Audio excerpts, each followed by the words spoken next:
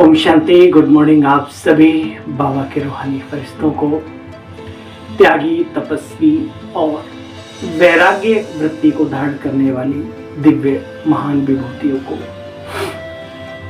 हम राजयोगी हैं, यानी कि संसार में रहते हुए भी त्याग वृत्ति को अपनाने वाले, वैराग्य रखने वाले, किसी से भी ना राग जुड़े ना किसी से द्वेष पनपे, दोनों का बैलेंस रख करके चलने वाली दिव्य आत्माएं हैं। तो बाबा हमें एक तरफ कहते हैं बच्चे खूब सेवाएं करो,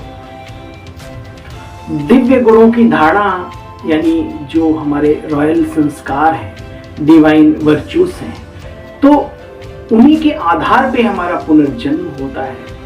सतो प्रधान दुनिया में भी हम जाते हैं और धोखे से कहीं यहां भी अब समय तो नहीं रहा, फिर भी अगर हो गया तो बहुत उच्च कोटि के घराने में बाबा कहते हैं तुम्हारा जन्म होगा, क्योंकि संस्कारों का ही आधार बनता है पुनर्जन्म का। जैसे संस्कार वैसा जन्म। तो कभी बाबा कहते हैं खूब योग लगाओ, शक्ति ग्रहण करो बाबा से, आत्मबल इतना इकट्ठा करो कि औरों को भी दे सकने में सक्षमता, बहादुरी हासिल हो जाए। आज बाबा ने हमें वैराग्य की ओर इशारा दिया अपनी वाणी के माध्यम से। तो प्यारे साथियों, चलते हैं, सुनते हैं साकार मुरली का सार।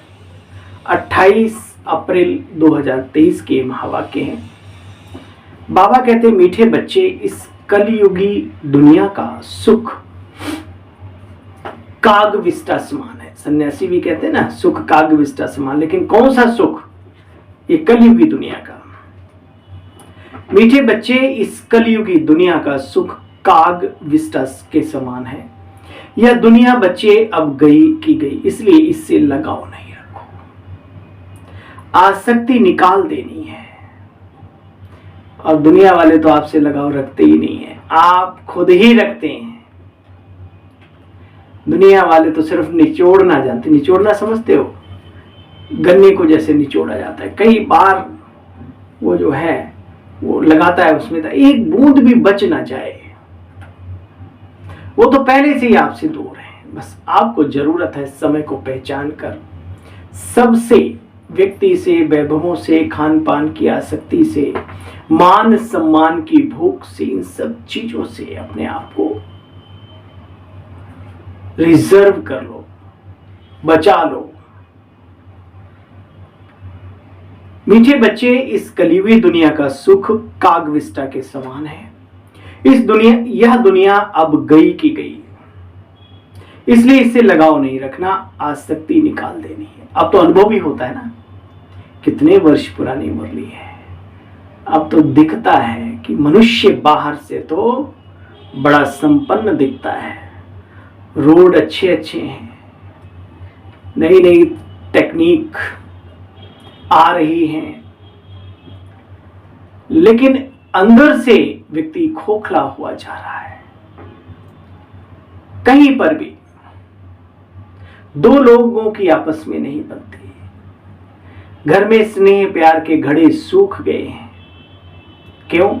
ईर्ष्या, द्वेष, नफरत की जो भावनाएं अंदर पैदा हो रही हैं, जो कामेशु क्रोधेशु जो अंदर में काम कर रहे हैं, ये स्नेह भरे घड़े दिलों को सुखा रहे हैं, इसलिए दिल की बीमारियां बहुत बढ़ रही है आजकल। तो बाबा कहते इससे आसक्ति निकाल देनी है। प्रश्न है आज का, किन बच्चों की दिल इस पुरानी दुनिया से लग नहीं सकती? जो बच्चे आज्ञाकारी, वफादार और शिव बाबा के प्रति, शिव बाबा के कार्य के प्रति निश्चय बुद्धि बच्चे हैं, उनकी दिल इस पुरानी दुनिया से लग नहीं सकती, क्योंकि उनकी बुद्धि में रहता है ये दुनिया तो गई की गई, विनाश हुई की हुई। तत्ते तवे पे नहीं है, ज्वालामुखी के ऊपर बैठे हम सब। जब तक आप इस दुनिया को जीता हुआ देखोगे, वैरागी नहीं बन सकते। इसलिए पूर्वजों ने कहा है, जो इन चर्म चक्षुओं से दिखता है वो सब एक न एक दिन चला जाएगा, नासवान है। हमारी आंखें बंद तो हमारे लिए दुनिया ही बंद है या नहीं? चलो, दुनिया का समय दुनिया वाला बता चुका है, फिर भी 1% एक बार अलग रख दो, लेकिन अपने इस जीवन का समय कब कहां कैसे आ जाता है। भयंकर भयंकर बीमारियां आ टपकती हैं, एक्सीडेंट हो जाते हैं, और भी बहुत कुछ। जो आज्ञाकारी वफादार निश्चय बुद्धि बच्चे, उनकी दिल इस पुरानी दुनिया से लग नहीं सकती, क्योंकि उनकी बुद्धि में रहता है ये तो विनाश हुई की हुई। यह तिलस्म का जादू, तिलस्म माना जादू का खेल है, माया का भवका है बच्चे, माया का भवका। कई जगह अनेक धर्मों में ये बातें दिखाई हैं, है ना। श्री कृष्ण और यानी नारायण हरि जो दिखाते हैं, और एक भक्त बहुत ही सुंदर हुए जिनके बारे में कहा कि अपनी शक्ल तो देखो। उन्हें गर्व था कि मैं बाल ब्रह्मचारी हूं, मैं प्रभु का भक्त हूं, मैं ऐसा हूं, मैं वैसा हूं। तो दोनों भक्त और भगवान जा रहे थे साथ में। बोला एक काम करो नारद मुनि। बोला हाँ प्रभु बताओ। बोला मुझे थोड़ी प्यास लगी है, थोड़ा कहीं पानी मिल जाए तो बात बन जाए। उसके आगे की कहानी जानते हो। जब वो बोले हाँ प्रभु अभी लाया, तो वो गए ढूंढते ढूंढते एक नदी के किनारे। तो प्रभु की माया का चमत्कार देखो है, वो उसमें दिखाते हैं, लंबी स्टोरी है तो उसमें दिखाते हैं कि वो जो अपने आप को बड़ा वो मानते थे कि हम बहुत बड़े वो हैं, तो अचानक उनकी शादी भी हुई, उनके ऋषि जी के बच्चे भी हो गए, ये भी हो गया, वो भी हो गया, है ना। तो फिर जब बहुत कष्ट में पड़ गए वो, तो अचानक माया, पति ने माया हटाई। बोले अरे मैं तो पानी लेने आया था, ये क्या हो गया। बोला प्रभु मैं मान गया, है ना। तो कहने का मतलब कभी भक्ति का, पूजा पाठ का, ज्ञान और योग का भी अहम ना पालो बच्चे। ये खेल है, माया का भवका है ना, दिखता है सुंदर सुंदर सोने की लंका, तो इसका विनाश तो होना ही है, डैम फटेंगे। बाबा ने कहा उम्र तो हर चीज की है ना, अर्थक्वेक आदि होंगी, धरती सागर के ऊपर, जो सागर सुखाया है, बाबा ने कहा सागर धरनी को हप कर लेगा। कैसे? ऊपर आ जाएगा, डूबे। आदि आदि अनेक प्रकार की समस्याएं प्रबल रूप दिखाएंगी। अच्छा बच्चे, ये पांचों प्रकृति के तत्व अपना रूप दिखाएंगे। नथिंग न्यू, 5000 साल पहले भी दिखाया था। स्वीट होम, स्वीट राजधानी याद है तो इस दुनिया से दिल अब नहीं लग सकती। जिसे ये भी मालूम हो कि नई दुनिया इतनी सुंदर, इतनी स्वच्छ दुनिया में हम जा रहे हैं, तो फिर इस पुरानी दुनिया में दिल कैसे लग सकते हैं, आप बताओ। गीत बजा है, जिसका साथी है भगवान क्या रोकेगा आंधी और तूफान। सुना करो ऐसे गीत, बहुत ही सुंदर गीत होते हैं। ओम शांति। निश्चय के ऊपर गीत है बच्चे। ये जब बाप का बनते हैं, वह बाप आते हैं, वो आकर के हमारा साथी बनते हैं। बच्चे जानते हैं बाप जब आते हैं तो फिर विनाश के तूफान भी जोर से आते हैं। पुरानी दुनिया को खलास करने ही आते हैं बाप। तुम बच्चे इन बातों को अच्छी तरह से समझते हो, धारण भी करते हो, जानते हो तुम ब्राह्मण कुलभूषण बच्चे, बरोबर इस पुरानी दुनिया का विनाश होना है। बाप आए ही है नई दुनिया स्थापन करने, ब्राह्मणों को सारे विश्व का मालिक बनाने। पुरानी दुनिया का विनाश कराए, फिर सारे विश्व की राजाई बच्चों को सौंप देते हैं। जानते हो बाप से नए विश्व के मालिक पने का वर्षा मिलता है। ये पुरानी विश्व तो बच्चे अब कोई काम की रही नहीं। मनुष्य समझते हैं अब तो स्वर्ग बनता जा रहा है, परंतु बाबा कहते मीठे मीठे बच्चे, ये जो मायावी चमक धमक है, अभी लाइट है, ये है वो है, रंग बिरंगी चीजें निकल रही, मनुष्य समझते हैं स्वर्ग बनता जा रहा है, परंतु ये सब बच्चे माया का भवका है, सब चीज मुलम्मे की है, मुलम्मा डालते ना उसे, मिक्सिंग, सब मिलावट का जुगाड़ चल रहा है। अर्थक्वेक आदि होगी, डैम्स फटेंगे, पानी कर देंगे, बहुत कुछ होना है बच्चे।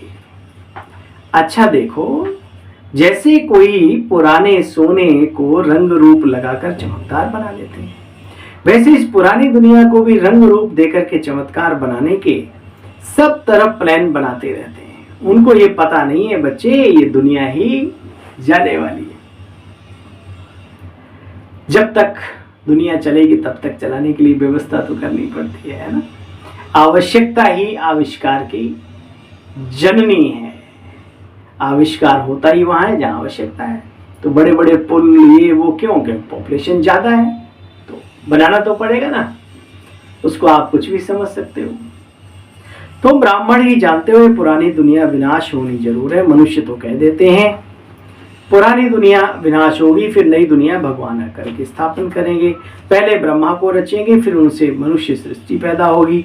सो तो पता नहीं कब होगा। ये तुम बच्चों को बाप बैठ समझाते हैं। बच्चे भगवान वाच श्रीमत कहा जाता है तो जरूर समझना चाहिए। भगवान की मत ऊंचते ऊंच है। श्रीमत ब्रह्मा की व विष्णु की नहीं कहते, श्रीमद भगवत गीता, श्रीमत भगवत, भगवान की श्रीमत गाई। उनकी महिमा अपरम अपार है। इन बातों को तुम बच्चे ही जानते हो। यह सब बातें किसी को बुद्धि में बिठाने में बच्चे बहुत मेहनत लगती है। नया ज्ञान, नई बातें, सब कुछ नया नया, तो थोड़ा समय तो लगता है।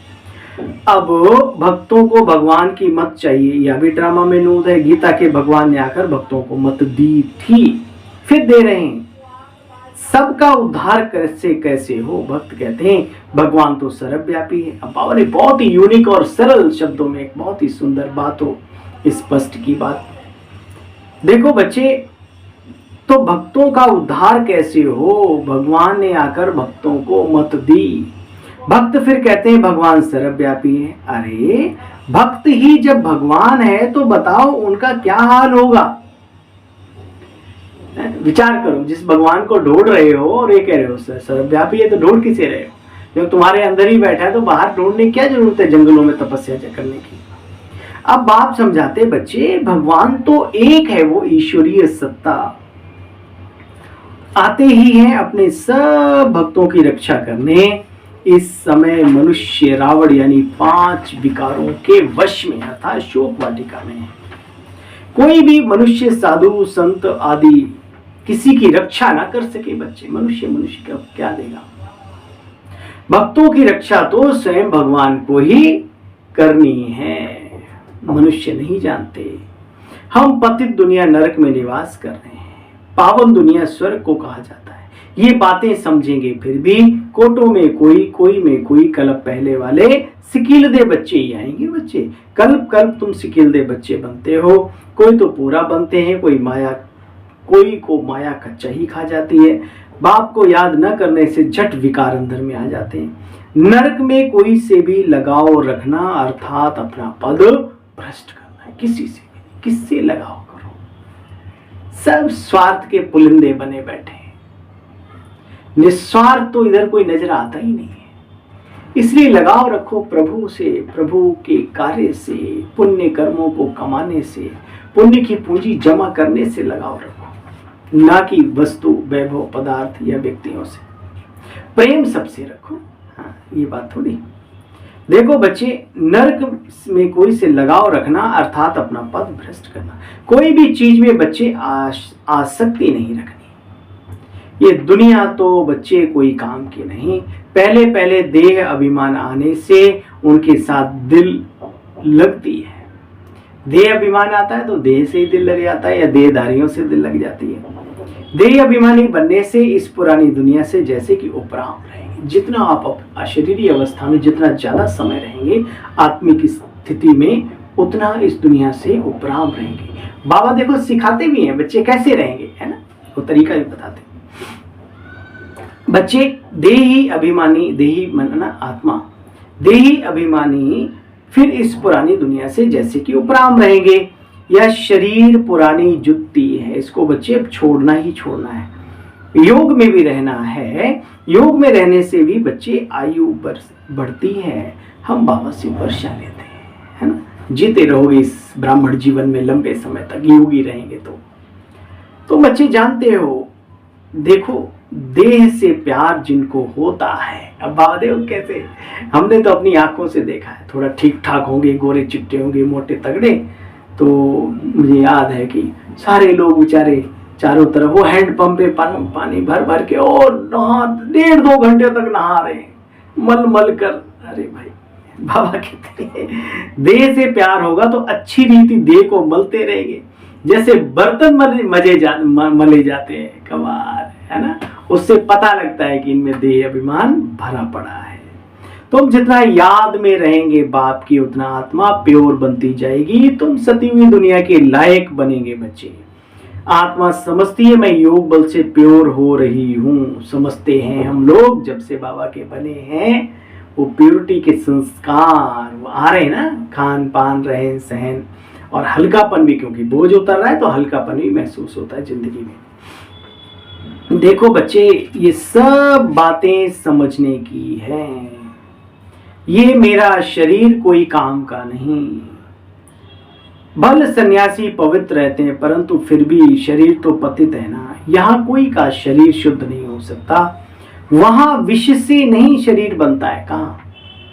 सतयुगी दुनिया में, सतयुग में भी, पूरे युग में, त्रेता में भी वो तपस्या और योग का बल होता है। बल बाबा कहते हैं बच्चे जैसे डेल आंसू, तो वहां दृष्टि से दृष्टि मिलेगी। शुभारंभ की बात नहीं है, बाबा सतयुग त्रेता दोनों को कहते हैं ना, सतो प्रधान दुनिया। तो वहां पर शुभारंभ में जो जन्म होगा, शुभारंभ में, शुरुआती दौर में, वो बाबा को दिखाया था। बाबा ने, बड़े बाबा ने क्या दिखाया था? सितारे ऊपर से टपक रहे हैं और ये प्रकृति जो कि अपने आप में संपन्न है, संपूर्ण है, ये स्वतः ही सबको जो है शरीर दे देती है और वो राजकुमार कोई बन जाता है, कोई राजकुमारी बन जाता है। कईयों को इन बातों में निश्चय नहीं होता है, वो सोचते हैं वहां पे भी विकार चलेंगे या कुछ ऐसा सिस्टम। हाँ, शुभारंभ तो जबरदस्त संपूर्णता के साथ होता है। फिर बाद में हो सकता है त्रेता के लास्ट में जाकर के या शुभारंभ में जाकर के कुछ ऐसा जो बाबा कहते हैं बच्चे, वहां पर भी दृष्टि से दृष्टि मिलती है, संकल्पों से गर्भ ठहर जाता है। फिर उसके लिए बाबा ने कहा बच्चे वो गर्भ ही महल के समान होता है, वहां आत्मा को कोई कष्ट नहीं होता। जैसे यहाँ कष्ट होता है ऐसे वहां, क्योंकि विश्व की संतान नहीं है ना, संकल्पों की संतान है। तो ये बहुत गहरी बातें, इन पर एक रिसर्च होने की जरूरत नहीं है, रिसर्च हो रही है, बहुत सारी बातें होती हैं दुनिया में। तो बाबा कहते हैं वहां शरीर विष से नहीं बनता, ये तुम बच्चे ही जानते हो। अगर स्वर्ग में भी विकारों से पैदाइश होती तो फिर उस दुनिया को निर्विकारी दुनिया क्यों कहते? बच्चे वहां तो आत्मा और शरीर दोनों ही पवित्र हैं, शुद्ध हैं, सतो प्रधान प्रकृति बन जाती है। वहां बच्चे ये दवाइयां, ये डॉक्टर, ये हॉस्पिटल्स, इनकी जरूरत नहीं है, होते ही नहीं। वहां काया जैसे कंचन समान, कंचन माना सोना नहीं, सोने की काया नहीं होती, काया तो प्रकृति की होती, लेकिन एक तुलना की गई है, चमकदार काया कंचन समान हो जाती। बच्चे वहां कोई पॉलिश नहीं की जाती है, यहाँ डेंट पेंट करते रहते हैं ना, पूरी बॉडी पे कई लोग पेंट कराते हैं, तो उसको गोल्डन एज कहा जाता है। बच्चे लक्ष्मी नारायण को पारसनाथ, पारसनाथनी भी कहते हैं। शरीर देखो बच्चे कितने सतो प्रधान है, स्वस्थ हैं, सुंदर हैं। बाबा कहते बच्चे वहां सारी बात योग बल की है। स्वर्ग में जरूर वाइसलेस बच्चे ही होंगे ना, काम महाशत्रु होता नहीं। बाप कहते काम तुमको आदि मध्य अंत दुख देता है। किसी भी एंगल से आप इसको चिंतन में ले आओ तो आपको पता पड़ेगा ये काम विकार नरक का द्वार ही है, आनंद नहीं है। अगर आनंद है कहीं तो कौन सा आनंद है? जैसे शमशान घाट में जो जानवर कहीं इधर उधर पड़े होते हैं मरे हुए, तो कुत्ता क्या करता है, उस हड्डी को, सूखी हड्डी को ले आता है और चबाता है उसको, उसके मसूड़े से, क्योंकि दांतों में उसके वो होता है ना, तो खून निकलता है, तो वो बड़ा खुश होता है, देखो वाह इस हड्डी में से नहीं बेटा, तेरा ही सत्यानाश हो रहा है। तो कहने का मतलब वो आनंद भी क्या आनंद है जो अपने मन और तन दोनों की शक्ति को छीण करे। तो बाबा कहते बच्चे वहां योग बल की बात है। बच्चे ये काम जो है ना तुमको आदि मध्य अंत दुख देने वाला है। बच्चे पांचों भूतों पर विजय तब पाते जब सर्वशक्तिमान बाप से योग लगाते हो। जिससे तुम योग लगाते हो विश्व का मालिक बनते हो, बनाता है वो। पांचों भूतों पर विजय प्राप्त करते हैं तब जब हम सर्वशक्तिमान से योग लगाते हैं तब। एक आध विकार पर बाल ब्रह्मचारी तो बहुत अपने लेवल पे भी लोग रहते हैं, कोई बड़ी बात नहीं। कामी भी ना हो, क्रोधी भी ना हो, लोभी भी ना हो, अहंकारी भी ना हो। अहंकार तो नस नस में भरा होता है। एक हाथ में लोटा और दूसरे में सोटा, आपने महसूस किया होगा। तो बाबा कहते हैं सब विकारों पर विजय प्राप्त करने का एक ही मात्र उपाय है बाबा की याद, सर्वशक्तिमान भगवान की याद। वह तुम्हें फिर विश्व का मालिक बनाते हैं। आजकल देखो कहते हैं जिसके पास दौलत बहुत है उनके लिए स्वर्ग यहाँ ही है। वो तो आप देख ही रहे हो, दौलत वाले के भी डरते हैं, बिना दौलत वाले भी थोड़ा अंदर में रहता है कि है नहीं, जिनके पास है वो सोते रखें कहाँ।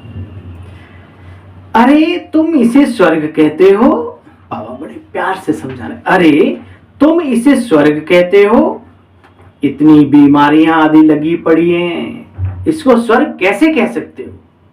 स्वर्ग तो सतो प्रधान सतयुगी दुनिया को कहा जाता है बच्चे। इस दुनिया में तो स्वर्ग कहां से आया, है ना। वाइसलेस वर्ल्ड तो वो है जिसको संपूर्ण निर्विकारी दुनिया कहा जाता है, जहां विकार बिल्कुल भी नहीं। सुना, जहां विकार बिल्कुल भी नहीं उसे कहते हैं निर्विकारी दुनिया, स्वर्ग में संसार। अच्छा, मीठे मीठे स्किल्ले बच्चों प्रति माता पिता बाप दादा का याद प्यार और गुड मॉर्निंग। रूहानी बाप की रूहानी बच्चों को नमस्ते। हम सब रूहानी बच्चों की रूहानी बाबा आपको भी नमस्ते नमस्ते। थैंक यू, शुक्रिया मीठे बाबा। सार का भी सार सुनेंगे इस वाणी का। इस दुनिया में स्वयं को मेहमान समझना है। मेहमान का अपना कुछ नहीं होता, वो तो मेहमान ही खाने आता है फिर चला जाता है। ऐसे ही हम इस दुनिया में मेहमान हैं।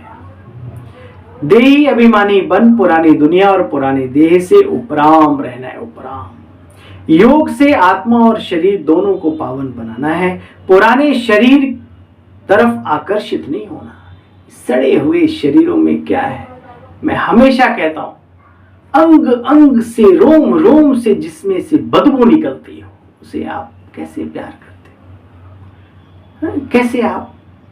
और आत्मा जो हीरा है, जो अंदर में चमक रहा है, दमक रहा है, अजब गजब अविनाशी सत्ता है, प्रभु प्यारी आत्मा है, उसके बारे में ज्ञान होने के बाद भी उससे मोहब्बत नहीं होती, वंडर है।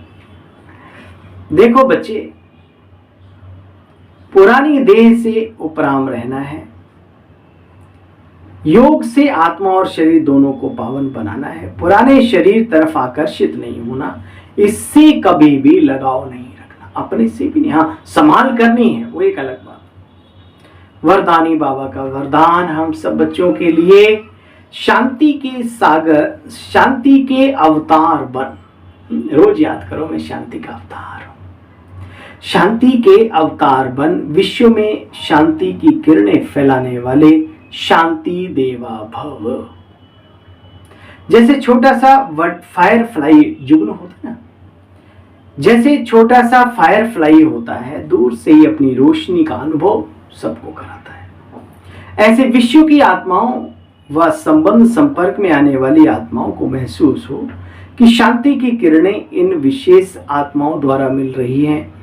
बुद्धि द्वारा अनुभव करें सभी कि शांति का अवतार शांति देने हमारे बीच में आ गए हैं।